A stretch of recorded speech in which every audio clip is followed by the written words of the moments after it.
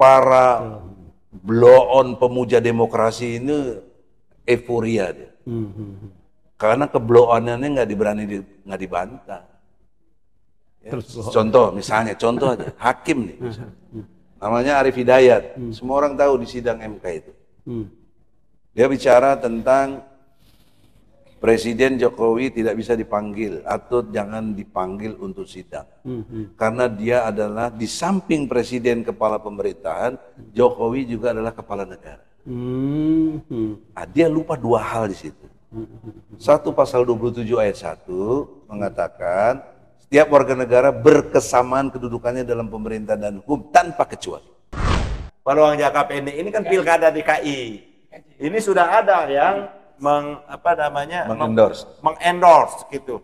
Bahkan Nasdem juga mengendorse, PKB saya dengar-dengar juga seperti itu. Kenapa? Karena PKB mendapat dampak dari Anies itu luar biasa juga.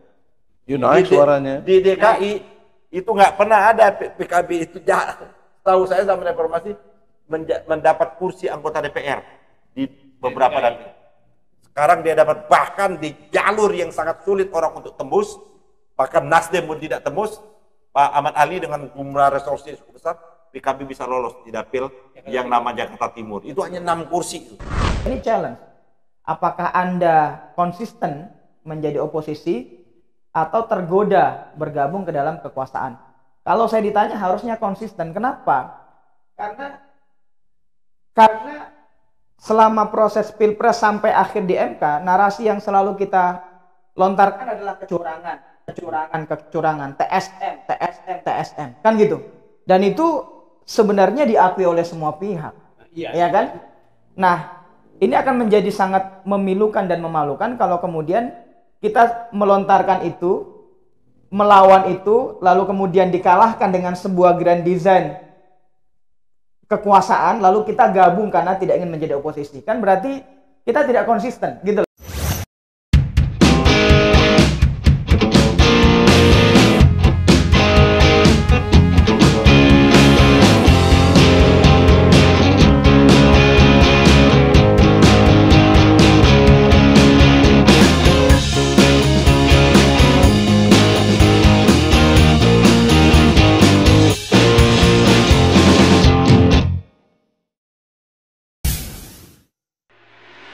Bismillahirrahmanirrahim. Assalamualaikum warahmatullahi wabarakatuh. Waalaikumsalam warahmatullahi wabarakatuh.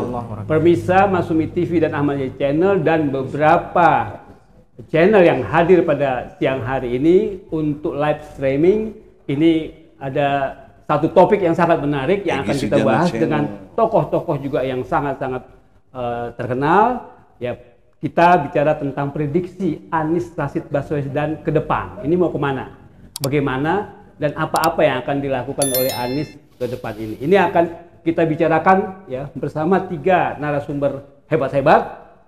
Samping kanan saya Profesor Dr. Egy Sujana SH MH. SMI, sorry. Assalamualaikum. Waalaikumsalam warahmatullahi wabarakatuh. Ya, satu lagi tengah-tengah Ketua Umum Partai Masumi Bapak Dr. Ahmad Dhani SH MH. Ketua Umum Partai Masumi. Yang di ujung sebelah kanan ini milenial ya, bos kita Fandi Ismail, mantan ketua. Ya, mantan di Direktorat Deputi Saksi Timnas Amin. Jadi kita akan bicara tentang Anies Rashid Baswedan ke depan, bagaimana kita prediksinya. Pertama dari Bung Egy dulu, gimana kira-kira?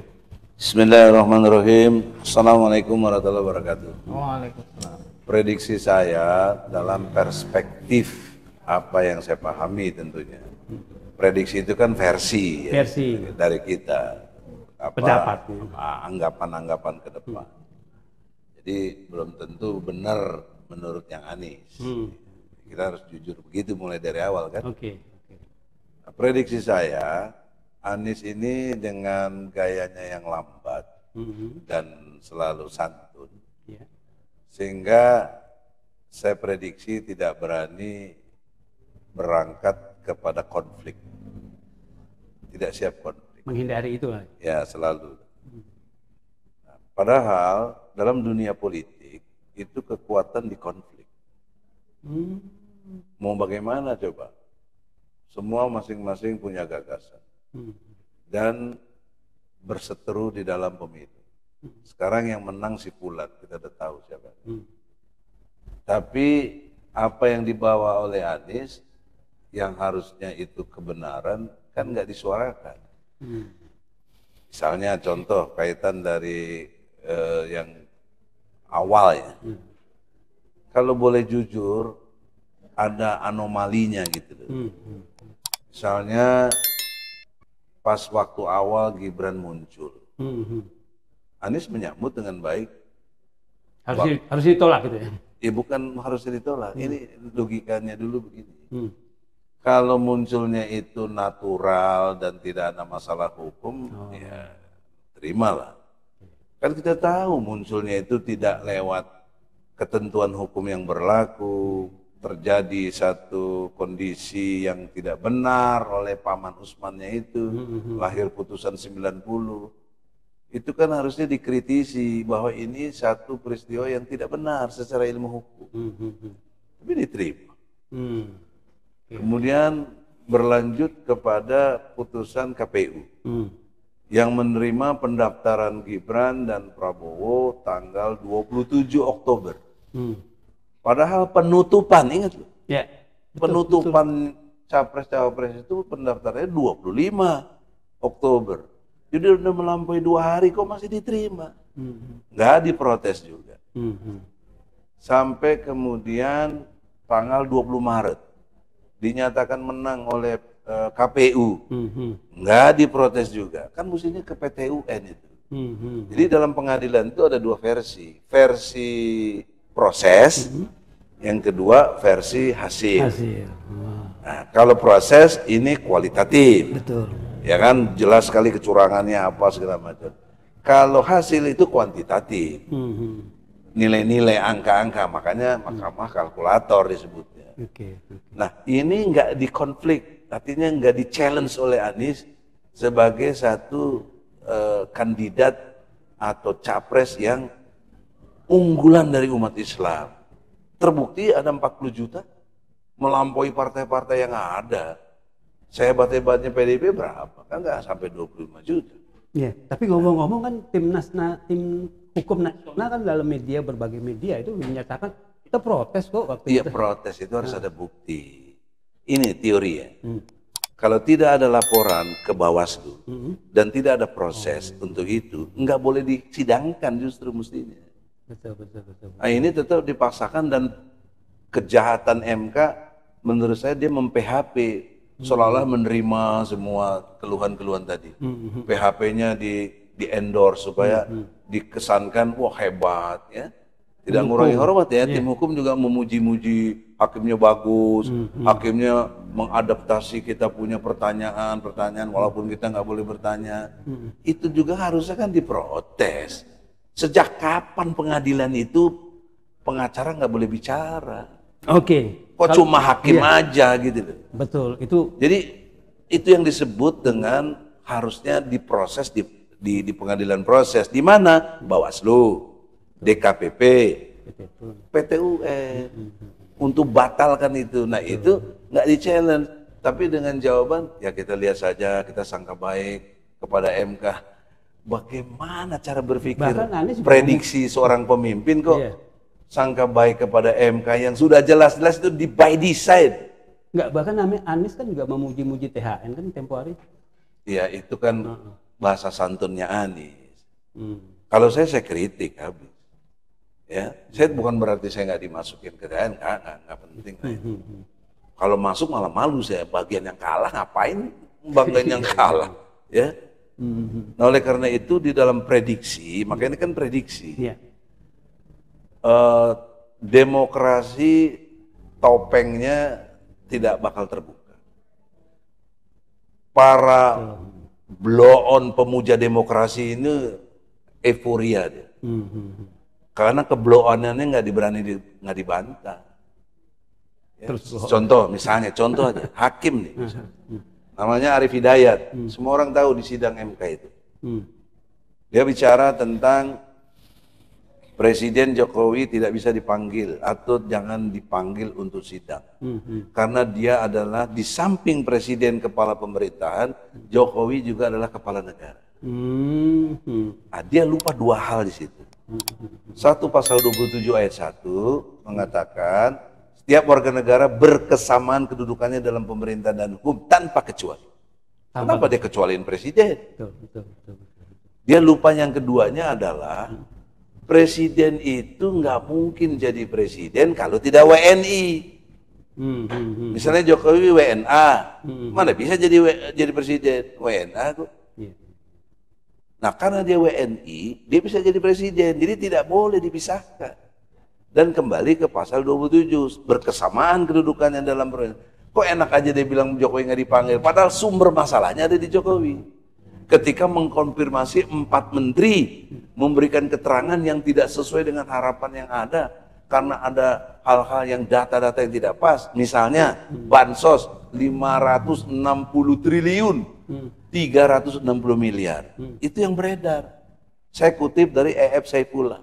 Tapi sayangnya EF kalau diminta saksi katanya nggak mau. Nah, boleh konfirmasi untuk konfirmasi yang benar, gitu. Dan juga udah dipaparkan oleh Faisal Basri di pengadilannya itu betapa dahsyatnya pengaruh bansos itu kan. Ya, tapi hakim bilang nggak ada pengaruh bansos. Nah, sebentar, masih penting lagi nih, yang penting lagi. Yang kedua, putusan MK tidak ada ditemukan nepotisme. Itu logikanya bagaimana hakim begitu? Kalau tidak ditemukan adanya nepotisme, berarti Gibran bukan anak Jokowi. Atau Jokowi bukan bapaknya Gibran. Usman bukan iparnya Jokowi, bukan pamannya Gibran. Itu kan logika yang harus dikonfirmasi. Makanya bagusnya nih ada eksaminasi mestinya. Memang itu udah final and binding, tapi eksaminasi kan boleh. Menguji itu kok nggak benar. Dan mestinya MK diperankan lagi. Kenapa MK boleh meriksa si Usman? Sampai dipecat lagi. Kok urusannya begini nggak boleh? Kan belum ada yang usul. Ini kita usulin di sini, prediksi. Walaupun Anies tidak berani, challenge ini nggak berani. Dia safety player. Dia tampang yang harus diterima semua pihak. Padahal pemimpin itu nggak bisa begitu. Sehebat apapun Nabi Muhammad, suci dia, nggak diterima sama si Abu Jahal, Abu Lahab, oleh kaum Quraisy. Tapi don't care Nabi Muhammad, tetap challenge. Ingat apa yang terkenal dari Nabi itu. Bila matahari di tangan kananku dan bulan di tangan kiriku, bila aku harus berhenti berdakwah, aku tidak mau. Ini kan artinya radikal gitu loh. Enggak ada gitu ya. Ini. Oke. Nah, itu gambaran sepintas ya prediksinya demokrasi semakin suram. Karena para blow-on pemuja demokrasi bersukaria. Ya, silakan nih Ketum Ahmad Yani, kira-kira ya, pendapat. Bismillahirrahmanirrahim. Assalamualaikum warahmatullahi wabarakatuh. Saya kira tadi Bang Iki sudah membicarakan lah ya fakta-fakta yang lalu. Besok yang lalu saya tidak ingin masuk dalam hal seperti itu karena apa yang sudah disampaikan. Kita lihat prediksi ke depan. Prediksi ke depan ini sebagian para relawan yang sudah mulai goyang, relawan ini banyak goyang. Kemarin kan sebagian besar yang menggerakkan mesinnya Anies itu harus jujur, kita harus katakan itu relawan. Betul relawan. Relawan termasuk Partai Masyumi itu kan jadi bagian dari relawan karena dia tidak ikut pemilu, toh. Jadi bagian relawan itu yang menggerakkan Adina Pandi kan, relawan menggerakkan seluruh anak-anak muda ya kan, lain sebagainya. Jadi sebagian besar relawan ini melihat politik elit ini, lihat politik elit ini kok bisa begini gitu loh. Kan baru beberapa hari ya keputusan Mahkamah Konstitusi diputuskan, baru beberapa hari KPU mensahkan, kok partai politik ini sudah mengambil jalannya masing-masing. Bahkan ada elit atau tokoh partai politik ya memang gitu, memang ini partai, kami punya partai. Anies kan nggak punya partai. Ada seorang dari anggota koalisinya yang menyatakan, kami kan punya pandangan, tugas kami sudah mencalonkan Anies, sudah selesai, dan sekarang kan kami partai ingin melakukan konsolidasi bagaimana langkah-langkah. Menurut saya itu agak kurang pas ya. Ya kan, kalau tidak mau dikatakan munafik sebagaimana dikatakan oleh Rocky Gerung seperti itu. Ya, terlalu. Hal ini kan belum selesai. Permainan ini belum selesai menurut saya. Dan juga Prabowo pun belum selesai juga menyusun kabinet seperti itu. Kok rame-rame mau mengantri jadi bagian kabinet. Padahal di kelompok koalisinya sendiri Prabowo pun lagi cakar-cakaran juga ini. Prabowo belum mengajak kan? Ya. Prabowo kan baru silaturahmi lah dia seperti itu. Ya, contohnya kan bagaimana dari Gelora contohnya, ya kan minta ya PKS nggak usah ikut-ikutan lah kayak gitu ya seperti itu. Kenapa kalau PKS ikut apa mengurangi jatahnya Gelora seperti itu? Terus ada partai-partai lain yang berkeringat dulu dong, yang nggak berkeringat jangan. Tapi kan satu sisi harus kita lihat, ini kan nanti sebelum kita lihat nih, Prabowo ini kan selalu ingin merangkul semua. Seolah-olah kalau dirangkul semua itu selesai persoalan. Gitu loh. Harmoni itu seolah-olah selesai. Sama juga tak kalah kita lihat Pak Prabowo masuk ke Jokowi, dianggap selesai. Padahal di bawah akar rumput kan tidak selesai juga. Nah, oleh karena itu tradisi menang kalah itu dalam pemilu saya kira hal yang biasa, ya kan. Yang kalah ya mengambil posisi menjadi oposisi harusnya. Yang menang silakan untuk mengontrol kan terus-menerus. Tapi kan perilaku behavior politik kita belum sampai kelasnya seperti itu. Nah, oleh karena itu menurut saya ini menjadi problem.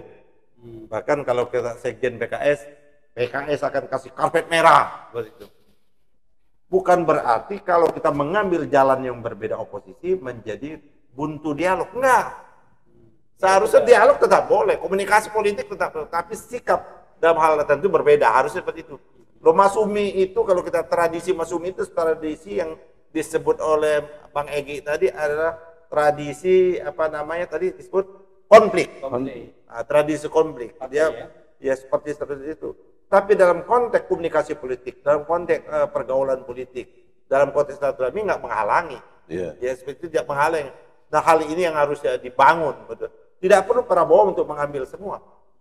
Ya silakan aja yang partai-partai pendukung Prabowo ini tunaikan kewajibannya nanti kalaupun nanti jadi dilantik ya, karena kita belum tahu ada geoglobal, geopolitik dan macam apa perang. Ya, masih ada 6 bulan. Masih ada perang dunia ini jadi atau enggak kan banyak persoalan. Ya kalau kata Rocky Gerung kalau terus-menerus dolar ini semakin anjlok, Joe Biden manggil dolar seluruh dunia.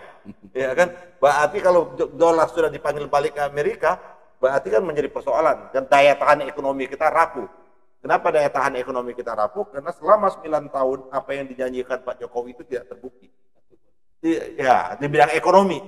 Katakan dia menyatakan bahwa ingin menjadikan kurs rupiah itu gagah. Ya, ternyata kurs rupiahnya tetap meroket, rupiahnya anjlok seperti itu kan. Dia ingin pertumbuhan yang 2 digit nggak pernah tercapai pertumbuhan 2 digit.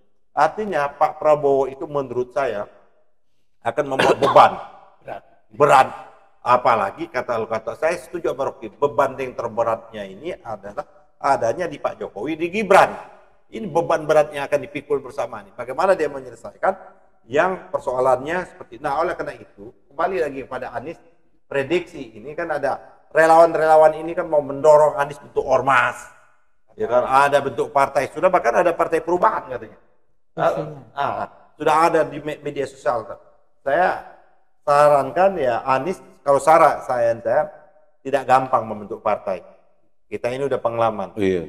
Tidak gampang untuk berdarah-darah. Walaupun kalau kata Pak Hari, ya harus tampil dong. Jangan mau enaknya ujungnya saja. Dia harus tampil memimpin partai, ya kan, diriin bagaimana konsolidasi. Saya setuju dalam konteks itu. Tapi tidak harus membentuk yang baru. Tidak harus membentuk yang baru. Dia silakan saja. Anies, apakah dia mau melihat bahwa dia masuk ke dalam yang namanya, dia kan sudah menjadi pemain politik praktis. Dia kan sudah menjadi binatang politik istilahnya, itu kan sudah pemain politik lah, dia kan udah calon, udah jadi gubernur dan calon presiden, tinggal dia pilih saja, ya kan. Ada PKS, bergabung dengan PKS, ya seperti itu. Nah, apakah Masumi? Nanti dulu, apakah PKS juga akan memberikan ruang? PKS apakah akan memberikan ruang Anies menjadi presiden PKS? Seperti itu. Kan contoh, atau kembali ke Nasdem, kembali ke PKB, atau dia kembali kepada akar sejarahnya, akar kakeknya, kembali ke Masumi. Jadi kalau mau bentuk-bentuk baru, apalagi itu relawan itu modal semangat, kakeknya Anies Masumi. Masumi dong, Menteri Penerangannya Masumi, gitu. Baswedan.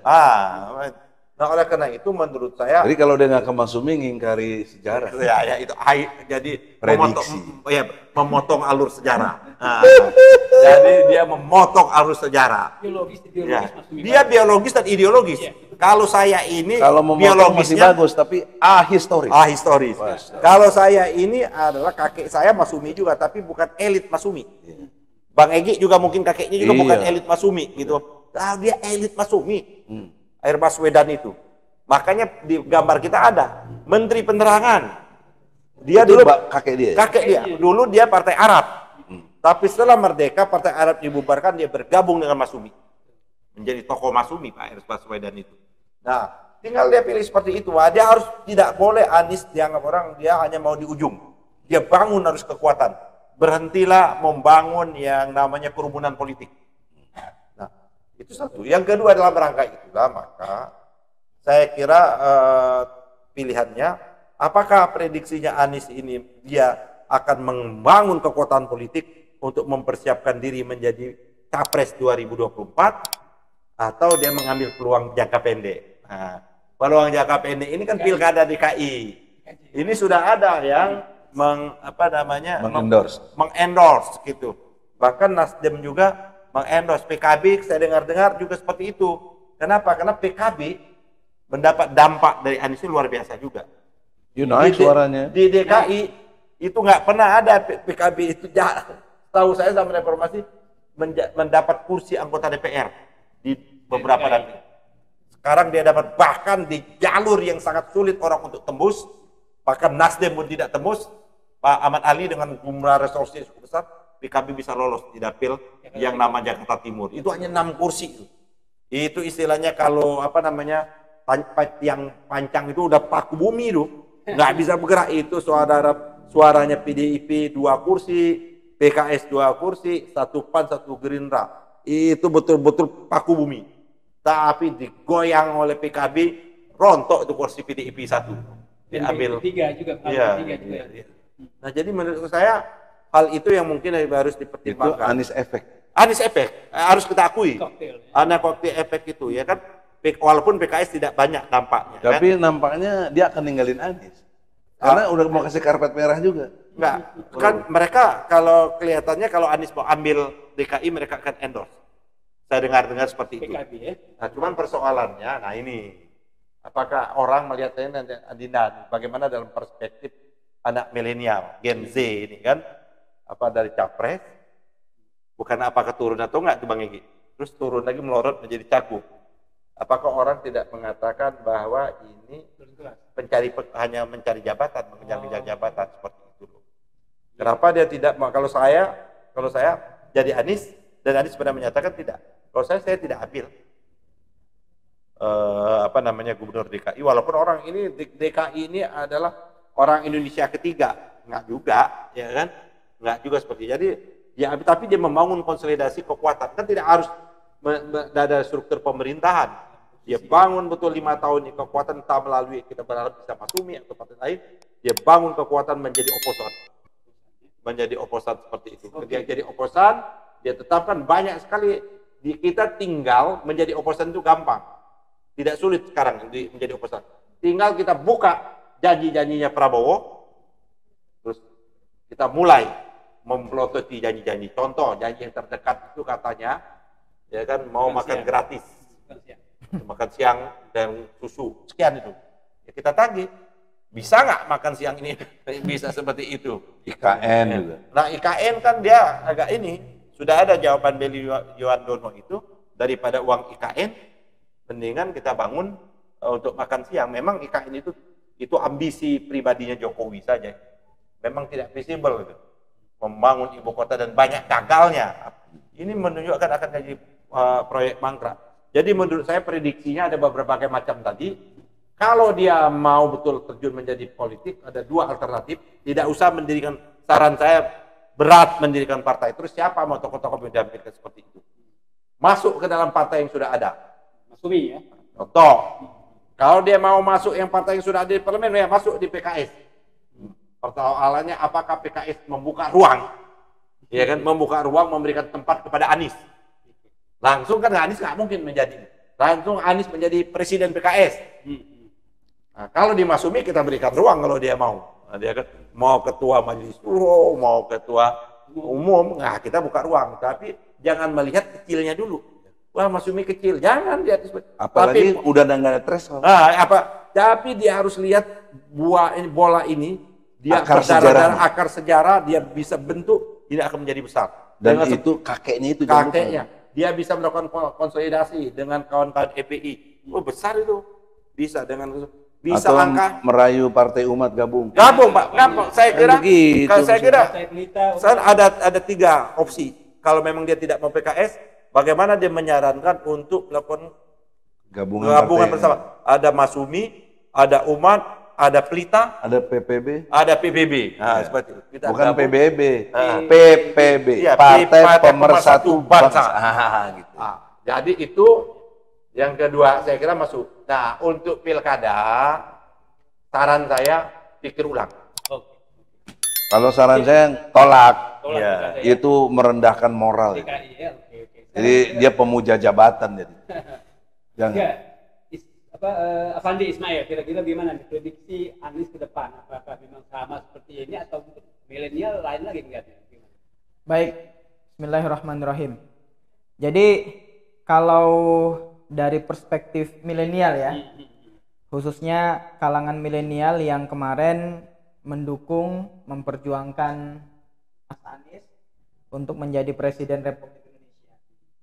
Ya tentu saya kira sebagian besar milenial dan Gen Z melihat Mas Anies ini kan sebagai sosok yang tidak saja intelektual, kemudian juga tidak saja memiliki kemampuan di dalam berargumentasi, berdialog, komunikasi, tetapi juga melihat beliau sebagai tokoh yang gesturnya baik, penampilannya baik, dan itu bisa kita saksikan di banyak kesempatan. Termasuk kemampuan beliau bisa kita lihat bagaimana visi misi program di dalam serangkaian debat-debat capres cawapres beberapa waktu yang lalu kan.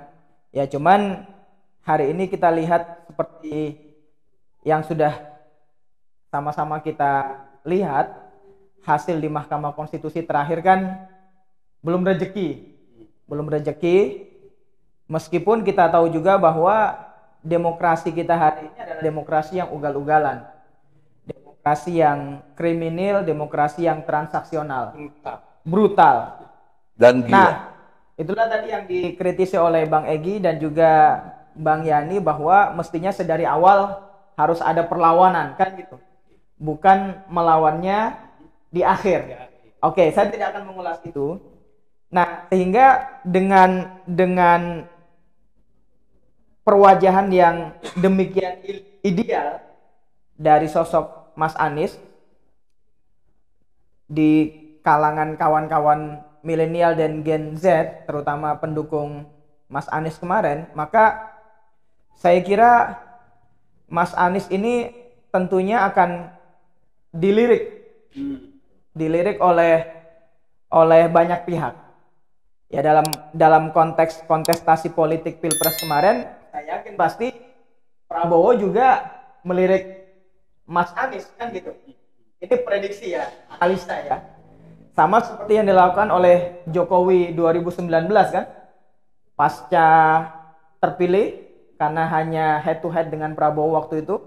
Lalu kemudian tidak lama berselang, bukan hanya Sandiaga, tapi Prabowo juga direkrut menjadi bahagian daripada kabinet Joko Widodo. Nah, saya kira pola ini juga akan dilakukan oleh Jokowi.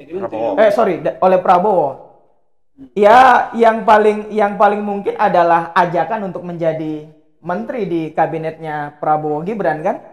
Karena inilah karakteristik demokrasi kita hari ini yang tentu sangat berbeda dengan konstruksi konseptual yang ideal dari demokrasi yang tadi dikatakan oleh Bang Yani bahwa menjadi oposisi itu pun juga adalah hal yang terhormat kan gitu. Tapi kita melihat praktikalisasi demokrasi di Indonesia, katakanlah sejak 10 tahun terakhir ini justru rezim penguasa ini tidak ingin adanya oposisi, kan gitu. Baik itu partai-partai yang kemudian ada di parlemen maupun gerakan-gerakan ekstra parlementer pun sebisa mungkin digoda, dirayu, diberikan iming-iming untuk tidak menjadi oposisi. Nah, inilah karakter demokrasi kita yang saya katakan tadi, tidak ideal. Karena kalau ini yang terjadi dan ini sudah terjadi, maka yang dikatakan oleh Abraham Lincoln tentang demokrasi itu adalah kedaulatan rakyat, pemerintahan oleh rakyat, ya kan? Dari rakyat dan untuk rakyat, itu tidak terwujud. Nah, hari ini yang terjadi adalah pemerintahan dari penguasa Jokowi oleh penguasa Jokowi dan untuk penguasa Jokowi dan antek-anteknya. Inilah yang kita sebut dengan dinasti politik yang terang benderang terjadi. Nah, sehingga kaitannya dengan hal itu, tadi disinggung soal apakah terkait mengenai Pilgub DKI gitu ya, dan pemilu kada di beberapa wilayah secara serentak ini dalam tahun 2024 ini, maka saya melihatnya begini, Mas Anies ini kan, kalau perspektif saya, beliau orang yang selalu mengukur, kan gitu ya, berhati-hati, betul nggak Bang ya? Jadi bertindak tidak reaksioner, ya kan gitu. Kemudian selalu berhitung maslahat mudorotnya, terutama bagi dirinya sendiri, dan itu sah-sah saja. Bahkan sebagai seorang politisi, kata beliau tadi, beliau ini sudah terjun sebagai praktisi kan, sebagai politisi, meskipun belum punya partai politik, tapi kan sudah maju sebagai pilpres dan levelnya sudah tokoh nasional, dan itu ditegaskan oleh PKS beberapa waktu yang lalu kan. Nah, sehingga ya kalau saya pasti Mas Anies akan berhitung. Jadi kemungkinannya begini, kalau kemudian beliau quote and quote menurunkan levelnya, ikut kembali di dalam kontestasi pilkada Pilgub DKI, apakah itu nanti yang mengusung adalah PKB atau mungkin partai-partai yang lain, maka saya kira saya sebagai pendukung Mas Anies gitu ya, dan punya harapan besar kepada beliau mewakili anak muda, ya ini harus dihitung baik-baik. Karena jangan sampai kemudian masuk bertarung kembali dan kalah, kan gitu. Ini yang harus dijaga gitu loh. Nah, begitu pula halnya, dan sangat mungkin dikalahkan. Ya, kalau kita melihat dari hasil Pilpres kemarin kan DKI kalah kan beliau. Ya, bahwa itu ada kecurangan terlepas daripada itu semua. Kan gitu ya. Maka saya sebagai anak muda yang melihat Mas Anies ini tokoh bangsa gitu ya. Dan perjuangan ini belum berakhir, itu juga aspirasi dari relawan-relawan. Saya, Bang Yani, Bang Egy ini dulu kan juga berjuang bersama dan sampai sekarang pun masih banyak berinteraksi dengan relawan. Di tengah kegalauan partai politik pengusung beliau kemarin gitu ya. Ya, itulah karakter partai politik yang pragmatis, oportunis kan gitu. Nah, semangat relawan ini, trust yang diberikan oleh relawan ini, pejuang-pejuang tanpa pamrih ini harus dijaga oleh Mas Anies. Karena jangan sampai langkahnya sama seperti Prabowo, kan gitu. Artinya menteri nggak mungkin. Bagaimana umat Islam, bagaimana rakyat Indonesia 2019 menaruh harapan besar kepada Prabowo. Begitu Prabowo masuk, dia juga tidak bisa berbuat apa-apa. Dan sekarang pun dia mengamini Gibran sebagai wakilnya. Karena kenapa? Karena mungkin dia membaca bahwa tanpa begitu ambisi kekuasaannya tidak bisa terwujud. Apakah ini juga akan dilakukan oleh Mas Anies? Saya kira ya itu kembali kepada beliau. Tapi bahwa kita rakyat yang berjuang, yang menginginkan perubahan, ya kalau saya menjadi oposisi itu terhormat, kan gitu. Artinya menteri no. Ya. Waktunya tidak terbatas. Ya. Artinya kita berharap sekali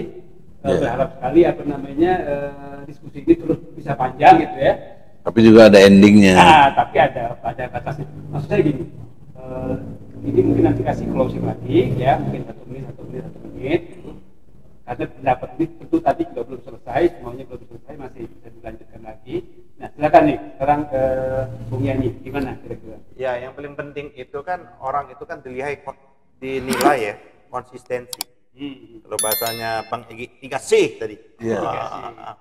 C yang pertama Confidence. confident. C yang kedua Komitmen. komitmen. C yang tiga konsisten. C yang tiga konsisten itu gini maksud saya. Ya. Kan di dalam debat itu Mas Anies tuh banyak sekali orang yang tidak kuat. Iya. Ya kan? Untuk menjadi oposisi. Ya. Itu kan dia menyindir Pak Prabowo sebenarnya. Ya, betul. Karena Pak Prabowo mengambil tawaran menjadi menteri seperti itu. Kalau diambil, bagaimana dia mau running 2029?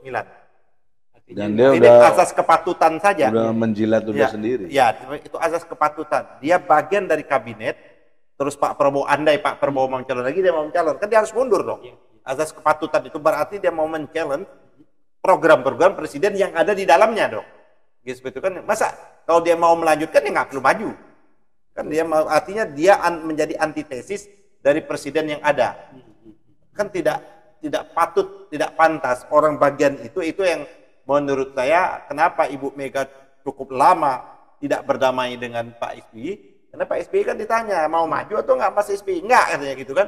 Itu kan etik moral yang memang sekarang Tau-taunya maju. Yang selama ini memang menjadi persoalan mendasar di Republik Indonesia, sehingga kalau menggunakan bahasanya Bang Egy tidak mengalami keberkahan, ya, tidak mengalami keberkahan. Yes. Itu adalah kenapa? Karena meletakkan etik moral itu di karpet yang paling bawah. Kalau diinjak-injak. Pala di pemilu 2019 etik dan moral itu paling jatuh titik nadir. Mulai dari putusan MK, Iya, betul. putusan Pak Usman, itu semuanya hakimnya dikenakan sanksi pelanggaran etik. KPU-nya juga melanggar etik seperti itu. Berkali-kali. Yang terakhir ini lagi dilaporkan juga pelecehan seksual apa macam-macam ya, ketua KPU. Jadi menurut saya memang pada tempatnya lah kalau Mas Anies membangun kekuatan baru, ya kan? Di luar pemerintahan. Di luar pemerintahan. DKI Untuk 5 tahun itu nggak lama. Ya. Jadi 5 tahun nggak lama dia betul-betul membangun baru, orang menghargai dia. Pejuang kita itu kalau melihat trik sejarah itu orang yang melakukan konsolidasi dan berjuang seperti itu. Kita kan baru 5 tahun dia. Bagaimana perjuangan Hatta, bagaimana perjuangan Nasir dan sebagainya, itu kan semua orang berjuang. Dia tidak mengambil mau di ujungnya saja. Sehingga sekaligus juga itu membantah teori yang dibuat oleh Fahri Hamzah. Fahri Hamzah selalu menyatakan Anies maunya enak di depan saja, di ujung aja. Dia tidak mau membangun kekuatan. Nah, jadi menurut saya ya lupakan saja DKI, dia bangun kekuatan tidak lama 5 tahun itu. Kalau menang, ya kan? Kalau kalah kan tidak ada jaminan. DKI di dalam nasional aja rejim ini bisa melakukan apapun. Se-Indonesia. Apalagi cuma se-DKI. DKI dengan ibu kota kondisi sekarang dia akan menggelontorkan. Nah, Anies jangan lupa, karena Anies bukan dari incumbent. Ya, dia akan gelontorkan uang sebanyak, karena putusan Mahkamah Konstitusi kemarin tidak menghukum. Yang itulah walaupun dia menyatakan putusan Mahkamah urusan bansos ini betul-betul ada korelasi dan sebagainya. Cuman kata MK kita belum punya protokol untuk menghukumi itu. Ya, wah hukumnya cukup aja terbukti. Padahal kan hakim harus menemukan hukum. Oh iya, jadi menurut saya ancaman buat finding. Jadi jangan tergoda dengan dorongan-dorongan orang seperti itu. Jadi kalau saya satunya memang Anies harus membangun kekuatan politik, bukan membangun kerumunan politik. Oke, kalau Bang Egy gimana? Ini dulu aja. Oh, ini dulu ya. Oke. Silakan. Ya, sebagai closing statement, anak muda ini sebagai pelanjut estafet kepemimpinan bangsa. Yang kita butuhkan hari ini adalah teladan dari para senior kita, khususnya yang ada di elit, bagaimana memberikan edukasi politik yang konstruktif kepada anak muda. Jangan sampai meninggalkan jejak-jejak destruktif dalam konteks kita berpolitik. Dan hari ini terjadi. Contohnya begini, ini yang sangat kita sayangkan. Baik itu partai-partai pendukung 01 kemarin maupun partai-partai pendukung 03, ini challenge. Apakah Anda konsisten menjadi oposisi atau tergoda bergabung ke dalam kekuasaan? Kalau saya ditanya harusnya konsisten. Kenapa? Karena selama proses pilpres sampai akhir di MK, narasi yang selalu kita lontarkan adalah kecurangan. kecurangan, TSM, kan gitu. Dan itu sebenarnya diakui oleh semua pihak, ya kan? Nah, ini akan menjadi sangat memilukan dan memalukan kalau kemudian kita melontarkan itu, melawan itu, lalu kemudian dikalahkan dengan sebuah grand design kekuasaan, lalu kita gabung karena tidak ingin menjadi oposisi. Kan berarti kita tidak konsisten, gitu loh. Dan ini akan menjadi satu pretensi buruk buat sejarah demokrasi. Akhirnya demokrasi hanya tinggal nama doang, gitu loh. Jadi anak muda akan bilang bahwa ya kalau kamu punya uang, kalau kamu anak pejabat, anak presiden, anak menteri, kamu bisa menjadi apa saja. Tidak perlu berdarah-darah menjadi aktivis, tidak perlu berdarah-darah baca buku, tidak perlu diskusi kemana-mana, menimba ilmu, membangun idealisme, ya kan? Kalau kamu bukan dari anak pejabat, ya kamu hanya akan menjadi Lengkap penderita. pelengkap saja. Nah ini kan faktanya demikian ini hari ini terjadi. Nah ini yang mau kita lawan. Makanya ya melanjut dari yang dikatakan oleh Bang Yani tadi, kekuatan politik yang benar-benar kuat itu harus dibangun oleh Mas Anies, kan gitu. Dan saya kira kalau kita mau jujur masih banyak orang yang menaruh harapan besar kepada Mas Anies. Bikinlah poros perubahan misalnya kan. Ya, itu saya kira ini yang dinanti oleh semua pihak.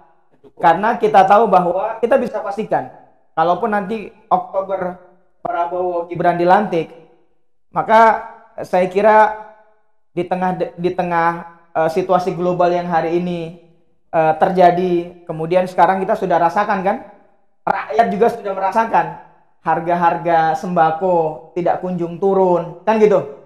Kemudian ditambah dengan kenaikan kurs rupiah dolar yang semakin tinggi, rupiahnya melemah. Nah ini saya kira tidak akan membuat pemerintahan Prabowo Gibran nyaman selama 5 tahun, kan gitu. Nah kalau kemudian Anies ada di dalam, berarti kan orang akan menjustifikasi bahwa Mas Anies menjadi bahagian daripada kekuasaan yang mengaminkan politik dinasti. Lalu kemudian nanti 2029 akan membangun narasi baru. Ini akan membuat rakyat sama seperti justifikasi rakyat pada Prabowo. Dulu bagaimana rakyat menaruh harapan kepada Prabowo, tapi begitu Prabowo tidak betah menjadi oposisi, maka rakyat karena kalau mau jujur, kalau Pilpres ini mau jujur tanpa ada intervensi kekuasaan, ya saya rasa Prabowo Gibran tidak akan menang. Kan gitu. Ya. Nah, sekarang bagaimana tinggal Mas Anies dengan kekuatan personalitinya menggerakkan kesadaran politik rakyat bahwa 2029 kita bisa melawan ambisi kekuasaan, karena saya yakin pasti Gibran tetap akan punya ambisi itu, Jokowi dan keluarganya, atau mungkin juga Prabowo dan sebagainya. Nah ini yang harus diyakinkan kepada rakyat. Jangan sampai melemahnya Mas Anies itu akan semakin membuat demokrasi kita menjadi semakin menurun. Sekarang aja udah rusak gitu. Iya. Mas Anies salah langkah ya. Nah, inilah yang kemudian menegaskan bahwa Bang Egy tidak sepakat dengan demokrasi, harus syariat Islam. Gitu. Bang Egy, silakan. Ya begini. Dalam perspektif ajaran Islam ada di surat Az-Zumar, surat 39 ayatnya 39. Jadi Allah memerintahkan kepada Nabi Muhammad dalam ayat itu, berbuatlah sesuai kedudukanmu. Ini menarik menurut ilmu hukum saya, sekaligus ilmu politik. Saya bikin buku, ada namanya Islam Fungsional. Anies kan orang Islam. Bagaimana memfungsikan Islamnya? Nah, lewatlah kedudukan. Karena dalam teori kedudukan, teori fungsi itu, ada 3 elemen yang mendasarinya. 1, integritas. Nah, integritas ini kalau diterjemahkan secara detail, 3C tadi. Dia confidence dengan Islam, sangat yakin, no doubt, nggak ada ragu. Dia bangga dengan Islam, ijhadu bi ana muslimin. Kemudian dia berkomitmen. Inna salati wa nusuki wa mahyaya wa mamati lillahi rabbil alamin. Itu komitmen kita sebenarnya. Ibadah, hidupku, sholatku, matiku untuk Allah. Itu Itu komitmen. Dia ada nggak komitmen itu? Kemudian konsistennya itu adalah istiqomah. Dia betul-betul nyaman dengan Islam, komitmen dengan Islam, dan dia konsisten untuk menegakkan hukum-hukum Allah tadi. Karena saya ingat omongan Buya Hamka, untuk apa kamu berkuasa tidak mampu menegakkan hukum Allah? Untuk apa? Menambah dosa, ujung ceritanya neraka, ya, tidak berkah. Karena kekuasaan itu atau jabatan itu pada akhirnya bisa jadi penyesalan. Di awalnya aja enak sekali dapat segala macam fasilitas dan lain sebagainya. Tapi ujungnya itu bisa penyesalan. Saya bertaruh misalnya siapa yang sekarang masuk penjara itu. Si Fulan lah, sebulan nggak saya kita sebut ya. Kalau dia tahu ujungnya masuk penjara, dia nggak mau jadi menteri atau jadi pejabat atau jadi gubernur atau dia nggak mau. Ya. Karena tahu. Nah, problem seriusnya kita nggak diberitahu oleh Allah akhir hidup kita itu seperti apa nasib kita itu. Karena di ayat lain saya lihat, ketika aku perlihatkan azabku, baru dia beriman. Contohnya Fir'aun. Orang nggak banyak menduga bahwa Fir'aun itu sebenarnya Muslim. Akhirnya. Itu diterangkan di surat Yunus. Ada, nggak main-main itu. Iya tenggelam, tapi waktu mau tenggelam dan akhir dia menyatakan taubat kepada Allah. Ada, buka ayat ayat 90, 91, 92. Surat Yunus itu. Karena sebelumnya ayat 88-nya didoakan oleh Musa supaya dibinasakan Firaun itu. Itu doa Nabi Musa. Nah, jadi sekarang kita masih Masumi dan lain-lain masih belum punya kekuatan. Kita punya kekuatan sebenarnya doa, bangun aja tiap malam tahajud. Tumbangkan rejim yang nggak bener nih, yang brengsek gitu. Kan doa nggak ada yang nangkep, pas doa ditangkep. Apalagi tahajud. Doa aja ini. Jadi si brengsek ya? Iya, si brengsek aja yang harus ditumbangkan oleh Allah, bukan oleh kita. Nanti Allah caranya sendiri gitu.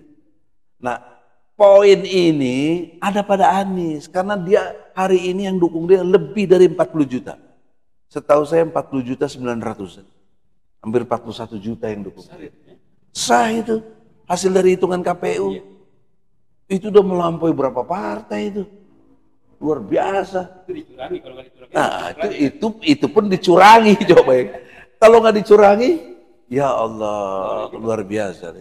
Nah, oleh karena itu, apa yang disampaikan dua sahabat saya ini, itu yang terbaik. Tapi ada satu problem psikologi.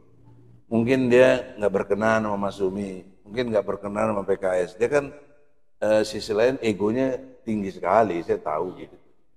Saya 10 tahun di atas dia. HMI waktu dia baru masuk, saya udah jadi ketua PB HMI. Ya. Iya. Jadi dalam perspektif ini, saya saran dengan penuh sayang dengan Anies. Sudahlah, jadilah kamu jati dirimu sendiri. Nggak usah masuk partai, nggak usah apa. Tapi peranmu, kedudukanmu harus amar ma'ruf nahi mungkar. Dengan kapasitas dirinya itu. Dengan integritas yang dia punya. Dengan otoritas yang dia punya. Dengan kapasitas yang dia punya. Karena kan di Indonesia sekarang yang dilihat bukan kapasitas, tapi isi tas. Nah, oleh karena itu closingnya adalah, Anies yang terhormat, saya sayang dengan Anda, jadilah diri Anda, dan betul-betul sesuai konsep yang Anda buat. Mau memutuskan keputusan itu, Anda langsung ukuran utamanya keadilan. Baru aspirasi, kemudian yang terakhir soal pendekatan yuridisnya. Dia contohkan dalam bangun jalan di DKI, itu saya hormati. Dia bangun jalan langsung, Pempronya itu diajak dialog, kamu harus mikirkan jalan yang berkeadilan. Bingung Pemro, kok jalan, apa urusannya jalan berkeadilan? Nah, diterangkan, orang ada jalan kaki, ada naik sepeda, ada naik motor, ada naik mobil. Kenapa kamu yang pikirkan cuma naik mobil? Itu hebat di situ. Visi yang tajam, saya suka. Gitu. Makanya saya dukung dia. Dalam konteks ini, jadilah dirimu untuk berbuat yang bisa menciptakan keadilan itu. Nah, itu aja dia nggak usah jadi apa-apa deh. Tapi dia udah didukung oleh 40 juta lebih itu kan udah satu modal sosial itu yang besar, yang dahsyat, yang nggak dipunyai oleh siapapun dalam konteks Indonesia. Oleh karena itu yang terakhir dengan hormat pesan moral yang dari Buya Hamka tadi. Karena waktu dia jadi gubernur, punya kekuasaan, jadi kepala daerah, hukum Islam nggak tegak. Jangan lagi dia terpengaruh oleh politik identitas. Jangan lagi terpengaruh dia turunan Yaman segala macam, nggak ada urusan. Ini Indonesia, dasar negaranya adalah ketuhanan yang Maha Esa. Pasal 29 ayat 1. Siapa Tuhan yang Maha Esa? Allah. Di mana Allah disebut? Di Mukadimah, alinea ketiga, berkat rahmat Allah. Dan Allah itu punya hukum, namanya hukum Islam. Tadi kan Adinda Fandi nanya bagaimana perspektif pendagang. Ini dari sini. Bukan berarti merubah jadi negara Islam. Itu para bloon pemuja demokrasi yang nggak ngerti hukum gitu loh. Jadi dengan dasar negara kita ini Allah punya hukum namanya hukum Islam. Yang menjalankan adalah Presiden dan DPR. Pasal 5 ayat 1, Jungto pasal 20, 21 UUD 45.